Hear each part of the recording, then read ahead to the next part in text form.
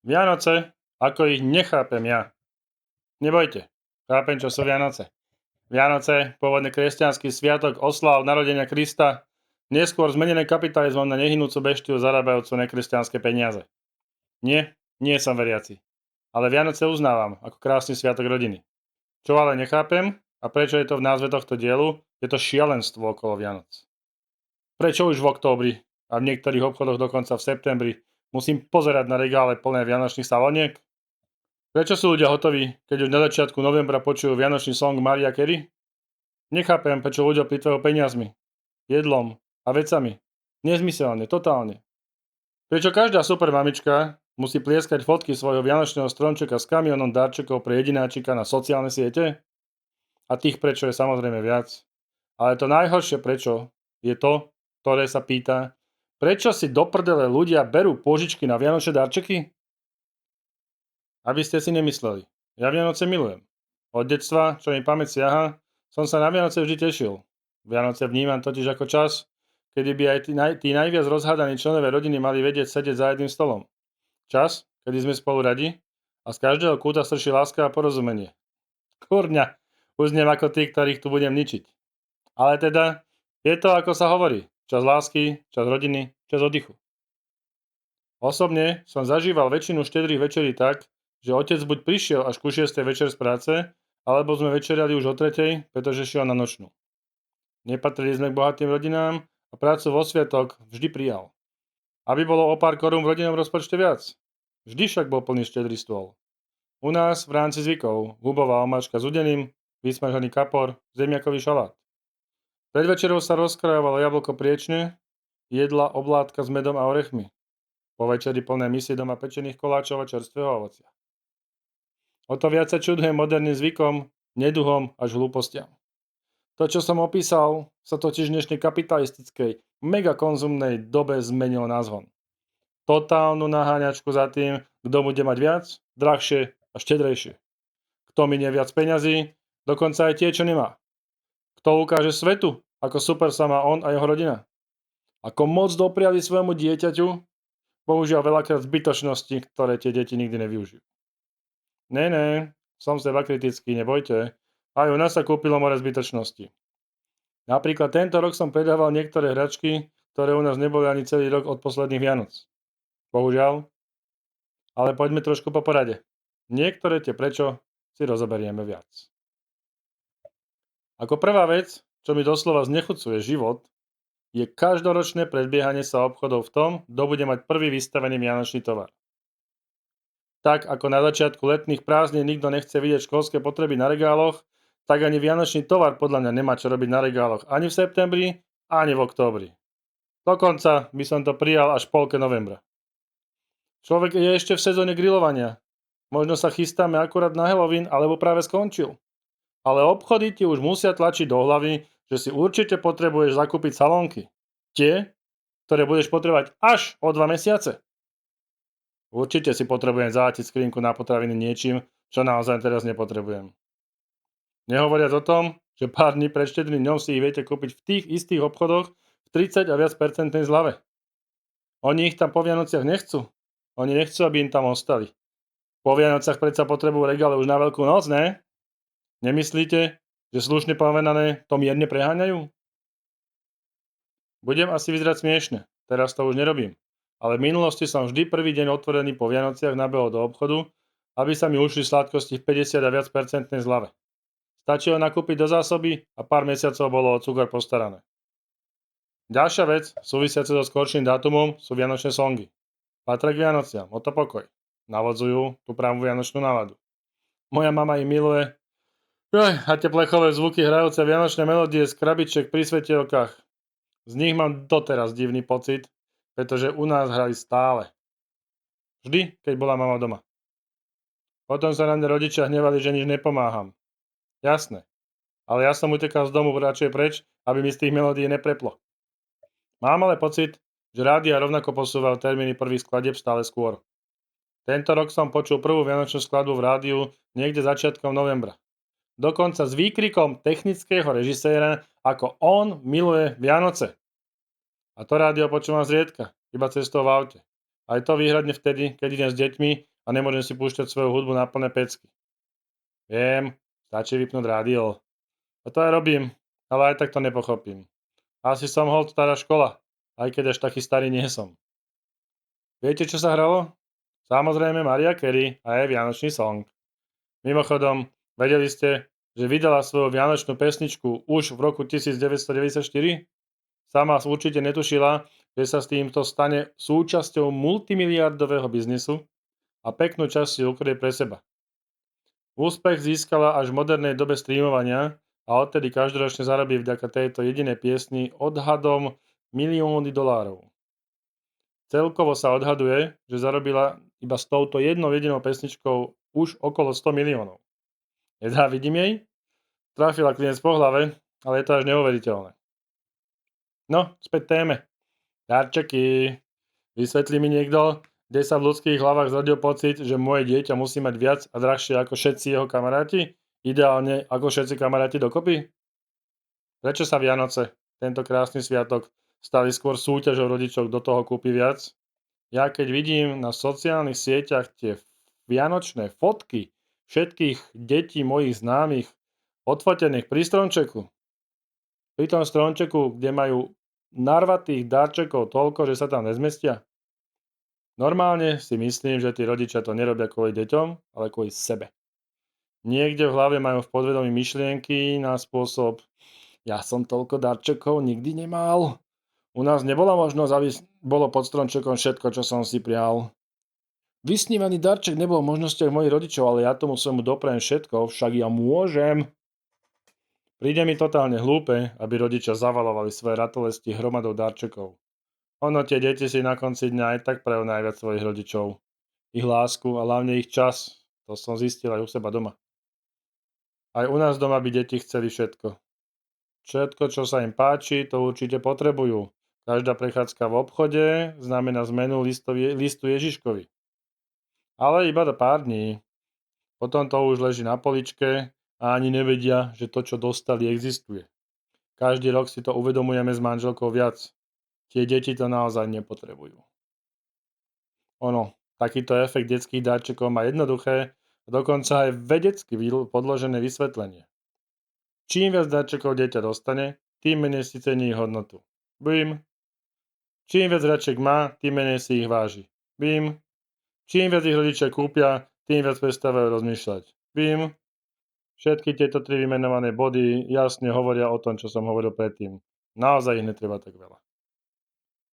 Niektorí ľudia asi nabrali mylný pocit, že lásku vyjadria najlepšie tým množstvom hračiek, čo kúpia. Prípadne najnovším modelom telefónu. Decka sa potom snažia prechcať jeden druhého, kto dostal viac a lepšie. Doteraz mám v pamäti fotku jednej mojej známej, čo som videl na Facebooku. Dcéra odfotená pri vianočnom stromčeku. Krásne dievča, upravené, sviatočne oblečené, ideálna fotka na pamiatku rodiny. Ale dcéra sa na tej fotke normálne stratila. Celú pozornosť pri pohľade na záber ťahla nehorázna kopa darčekov pri nej. Neviem, čo všetko v nich bolo, ale to množstvo ma normálne zarazilo. A tu sa vlastne prelínajú dve veci, ktoré spolu za mňa súvisia.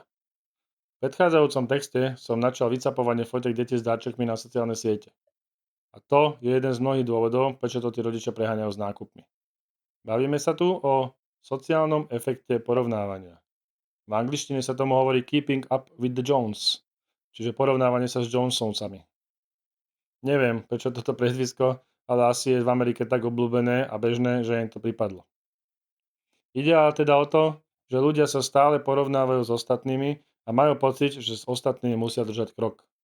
Takže keď videli kopec darčekov posledné Vianoce na fotkách u známych, tak nadobudli pocit, že tento rok to musia spraviť aj oni. Že tento rok musia aj oni do toho udrieť. Ako prečo? Ako to asi funguje? To, že som videl fotky plné zbytočné minutých peňazí, na mňa pôsobilo ako signál. Signál, ktorý vo mne vyvolal pocit, že to musím dobehnúť. Nie preto, že to chcem, alebo že to potrebujem, ale preto, že sa bojím. Bojím sa toho, čo si ostatní budú myslieť, pretože myslím si, že to, čo ukážem, vytvorí nejaký môj status spoločnosti, podľa ktorého ma budú hodnotiť. A viete čo? Každému to je totálne uprdele. Doslova, ak môžem byť vulgárny, Najlepšie to vysťahuje asi slovo jebať. Pretože každý sa môže vyjebať na tebou vymyslený fiktívny pocit, že máš ostatným niečo dokazovať. Nikoho nezaujíma, koľko si minul. Nikoho nezaujíma, aký bol najdrahší dáček. Ani či ich počet prekročilo tvoje normy. Ak sa mám pozrieť na fotku tvojho dieťaťa, či vás ako rodiny, tak ma zaujíma, ako sa máte a či ste zdraví. Je to sebaklam šíriaci sa všade. Čím viac ľudí ukazuje svoje idylické fotky, tým viac ľudí má pocit, že ju musia ukázať tiež. Evolúcia pudu spojená s predstavovaným sociálnym tlakom. Plne podporené masívnym vymývaním mozgu marketingom obchodov. Predajcov, ktorí vám všade hovoria, ako musíte, ako máte vytvoriť krásne Vianoce kupovaním veci. Úžasný zážitok obdarovaním trendy vecami.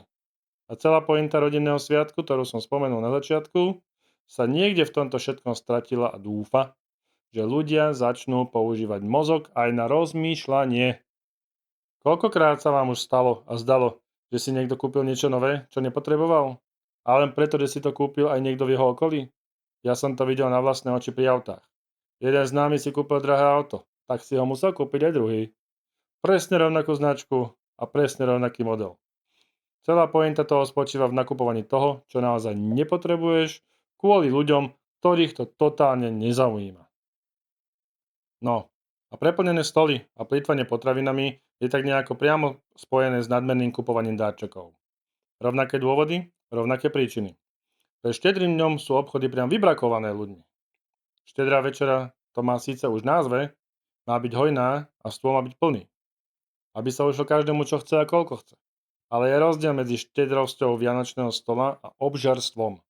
Je rozdiel zabezpečiť dostatok potravín versus nakúpim toho toľko, že tretinu po sviatkoch vyhodím, lebo sa to pokazilo.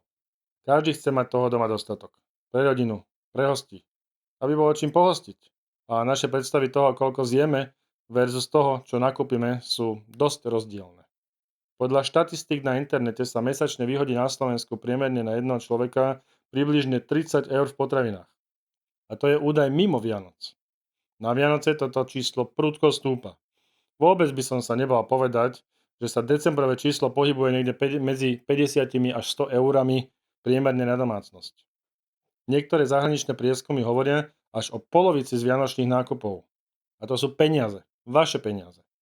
Tie, ktoré idú do koša, ktoré ste museli zarobiť, alebo ste si ich v horšom prípade požičali, aby bolo z čoho. Nehovorím, že to tak je v každej domácnosti, ale každý z nás určite pozná v okolí niekoho, kto má non-stop plné stoly počas Vianoc a nie je možné to všetko skonzumovať, ani keby chcel. A tu sme sa dostali k tomu najhoršiemu. Niečo, čo by som bol rád, aby bol len zlý sen. Ale bohužiaľ, je to krutá realita dnešnej doby. K téme, z ktorej mi stávajú všetky chlopy na tele. K niečomu, čo sa dá nazvať ako trefný príklad ľudského idiotizmu. K javu, ktorý je pre mňa tak nepochopiteľný, ako existencia čiernych dier, či doteraz nevysvetliteľné fyzikálne javy. Rovnako nepochopiteľné, ako efekt, že čím sme ako ľudstvo inteligentnejší, tým viac ľudí je totálne vymitých a dutých. Všetko, čo som spomenul, doteraz spôsobuje, že Vianoce nie sú len sviatkami šťastia a radosti, ale aj obdobím, kedy si ľudia berú pôžičky. Áno, presne tak.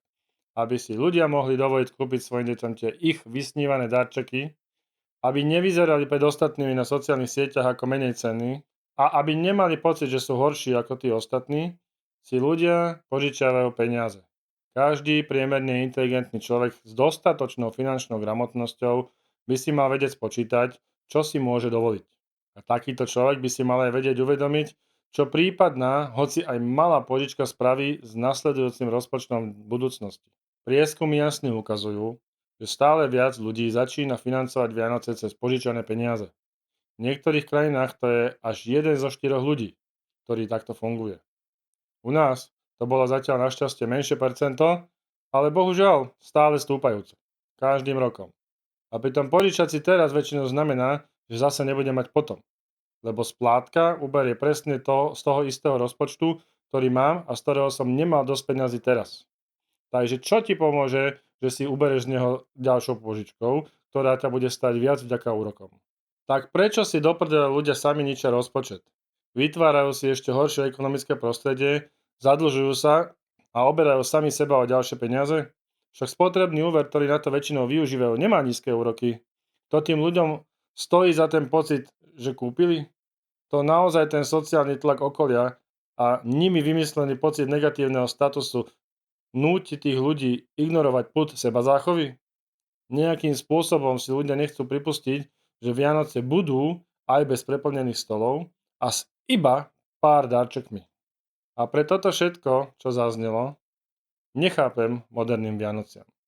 Netvárme sa, že to robíme pre druhých. Nediežme vymyslené domienky, čo si budú ostatní o nás mysleť. Prestaňme sa zaujímať o to, čo postujú s nami a riešiť, koľko majú lajkov. Riešme prosím Vianoce pre svoju rodinu a hlavne pre svoje deti. A ak deti ešte náhodou nemáte, tak aspoň pre svojich partnerov. Či pre seba samého. Vianoce sú predsa sviatky, z ktorých nám majú ostať pekné a príjemné spomienky. A nie dlhý či zlý pocit, že sme spravili toho dostatok. Spomienky totiž nejdu vyhodiť do koša. A neskončia na smetisku tak, ako nepotrebné veci či nespotrebované potrebiny. Radšej si spravte krásne fotky na starom mobile, ako riešiť splátky za nový. Oslavte ich s najbližšími a užite si voľno, keďže všetci celý rok tvrdo pracujeme. A ak ma chcete podporiť, v popise nájdete Hero a ostatné linky na socky. Nájdete tam bonusy, špeciálne epizódy a aj miesto, kde sa môžete pýtať každú blbosť, čo vás napadne. Odpíšem a keď toho bude dosť na podcast, určite ho spracujem. Ahojte.